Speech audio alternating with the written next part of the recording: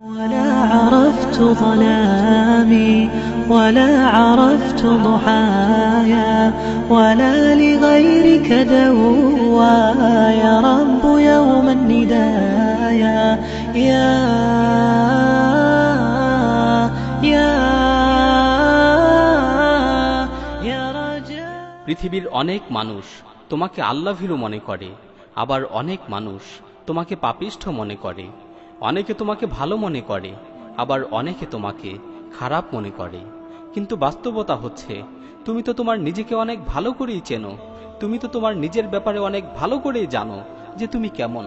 তোমার গোপন বিষয়গুলো শুধুমাত্র তুমি জানো, আর তোমার প্রতিপালক জানে।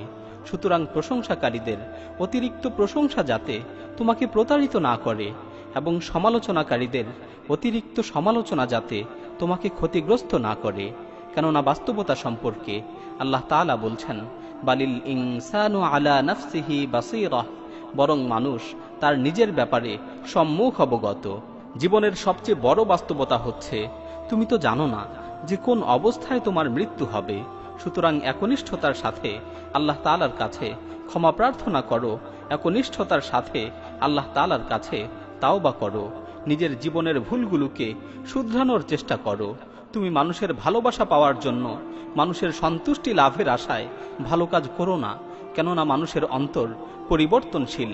আজকে হয়তো তোমাকে ভালোবাসবে, আবার আগামীকাল তোমাকে ঘৃণা করবে, তোমার সমালোচনা করবে। বরং তুমি মানুষের প্রতিপালককে সন্তুষ্ট করার জন্য ইবাদত করো। কেননা সে যদি একবার তোমাকে ভালোবেসে ফেলে, তাহলে পৃথিবীর সকল মানুষের হৃদয়কে তোমার প্রতি আকৃষ্ট করে দিবেন। তুমি হারাম কাজকে হারাম মনে করো, যদিও পৃথিবীর সকল মানুষ সেই হারাম কাজে লিপ্ত হয়। কেননা তুমি শুধুমাত্র তোমার নিজের আমলের ব্যাপারেই জিজ্ঞাসিত হবে। সুতরাং তোমাকে যা আদেশ করা হয়েছে তার উপর অটল থাকো। তুমি মানুষের প্রবৃত্তির অনুসরণ করো না। মনে রেখো, নির্জন মুহূর্তে যেই গুনাহগুলো করা হয় সেগুলো মানুষকে ধ্বংসের দিকে নিয়ে যায়, ঠিক তেমনি ভাবে নির্জন মুহূর্তে যেই ভালো কাজগুলো করা হয় সেগুলো মানুষকে সফলতার দিকে নিয়ে যায়। সুতরাং নির্জন মুহূর্তে মানুষের অগোচরে বেশি বেশি করে ভালো কাজ করো।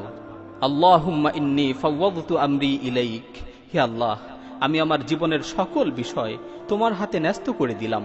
কোনো এক বিজ্ঞ আলেম বলেছেন, আমি যখনই আল্লাহ তাআলার কাছে কোনো কিছুর প্রার্থনা করি, আল্লাহ তাআলা যদি আমাকে সেটা দেন তাহলে আমি একবার সন্তুষ্ট হই, আর তিনি যদি আমাকে সেটা না দেন তাহলে আমি 10 বার সন্তুষ্ট হই। কেননা প্রথমটা হলো আমার ইচ্ছা, আর দ্বিতীয়টা হলো সেই মহান প্রতিপালকের ইচ্ছা যিনি অদৃশ্যের জ্ঞান রাখেন। সুবহানাল্লাহ, আল্লাহ তাআলার সাথে কি অপরূপ সম্পর্ক। অনেক সময় আমরা আক্ষেপ করে বলে থাকি, কেন আমার ক্ষেত্রে এমনটা ঘটে, কেন আমার বেলায় এমন হয়। আল্লাহ তাআলা বলছেন, আল্লাহু ইয়ালামু ওয়া আনতুম লা তা'লামুন, আল্লাহ তাআলা জানেন আর তোমরা জানো না। এই ছোট্ট আয়াতটি হচ্ছে আমাদের অসংখ্য প্রশ্নের হৃদয় প্রশান্তকারী জবাব। কেননা আল্লাহ তাআলা জানেন আর আমরা জানি না। আসুন সর্ব অবস্থায় আল্লাহর শুকরিয়া আদায় করি। আলহামদুলিল্লাহ। সালফে সালিহিনগণ উপদেশ স্বরূপ মূল্যবান 3টি কথা বলেছেন। এই কথাগুলো স্বর্ণের চেয়েও বেশি মূল্যবান। যদি এক পাল্লায় এই কথাগুলোকে রাখা হয়, আরেক পাল্লায় স্বর্ণ রাখা হয়, তাহলে এই কথার পাল্লাই বেশি ভারী হবে। 1 নম্বর উপদেশ হচ্ছে, মান আসলাহা মা বাইনাহু ওয়া বাইনাল্লাহ আসলাহাল্লাহু মা বাইনাহু ওয়া বাইনান নাস। যে ব্যক্তি আল্লাহর সাথে তার সম্পর্ককে ভালো রাখবে, আল্লাহ তাআলা তার সাথে মানুষের সম্পর্ককে ভালো করে দিবেন।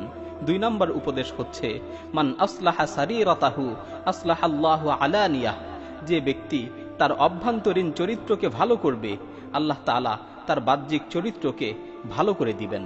3 নম্বর উপদেশ হচ্ছে, মান ইহতাম্মা বিআমরি আখিরাতিহি কাফাহুল্লাহু আমরা দুনিয়াহু ওয়া আখিরাতুহু। যে ব্যক্তি তার আখিরাতের বিষয়কে নিয়ে বেশি বেশি চিন্তা করবে, আল্লাহ তাআলা তার দুনিয়া ও আখিরাত উভয় জগতের জন্যই যথেষ্ট হয়ে যাবেন। হে মানুষ, সবচেয়ে পরিতাপের বিষয় হচ্ছে আসমান ও জমিন সমপরিমাণ বিস্তৃত জান্নাতে যদি তোমার জন্য একটু জায়গার ব্যবস্থা না হয়। সুতরাং তুমি তোমার জীবনকে মূল্যায়ন করো, কেননা এই জীবনটাই হচ্ছে আখিরাতের পাথেয়। আল্লাহ তাআলা যেন আমাদের সকলের গুনাহগুলোকে ক্ষমা করে দেন, আমাদেরকে জান্নাতের অধিবাসী হিসেবে কবুল করে নেন। ওয়া সাল্লাল্লাহু তাআলা আলা খায়রি খালকিহি মুহাম্মাদিন ওয়া আলা আলিহি ওয়া সাহবিহি আজমাইন।